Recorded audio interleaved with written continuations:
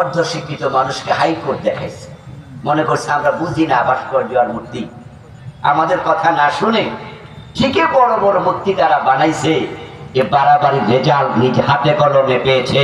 5 তারিখের বিপ্লবের পর ওই মূর্তির গলায় রশি লাগাইয়া তারপরে মাটিতে ফেলা হয়েছে। কোন কোন ভাস্কর্যের মাথায় উঠে কেউ প্রস্রাব করে দিয়েছে।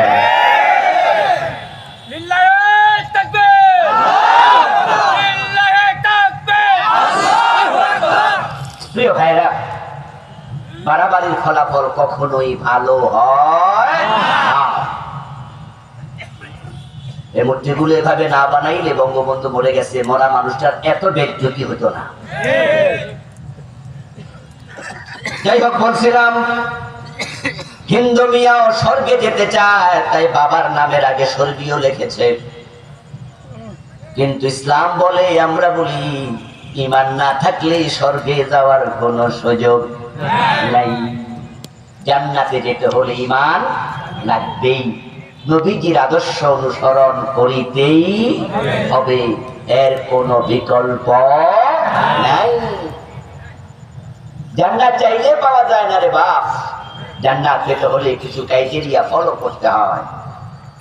আল্লাহ তাআলা রাসূল আমাদেরকে বলছে, জান্নাতে যেতে যদি চাও আমার সুন্নাহ অনুসরণ করো, আমাকে মানো। নবীজিকে অনুসরণ না করলে জান্নাত মিস হয়ে যাবে। নবীজি অন্য হাদিসে এটা বলেছেন, কুল্লু উম্মতি ইয়াদখুলুনাল জান্নাতা ইল্লা মান আবা। আমার সকল উম্মত জান্নাতে যাবে, তবে অস্বীকারী উম্মত জান্নাত পাবে না।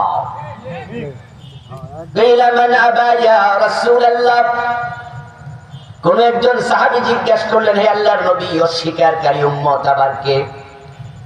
রাসূলুল্লাহ জবাব দেন, মান আতাআনি দাখালাল জান্নাহ ওয়া মান আসানি ফাকাদ আবা।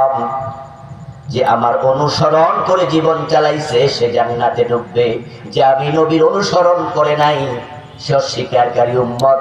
উম্মত দাবি করলেও লাভ নাই, সে জান্নাত পাবে না।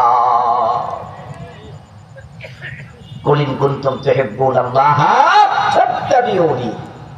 আল্লাহর ভালোবাসা পেয়ে জান্নাতে যেতে চাও, আমাকে অনুসরণ করো, আমাকে মানো।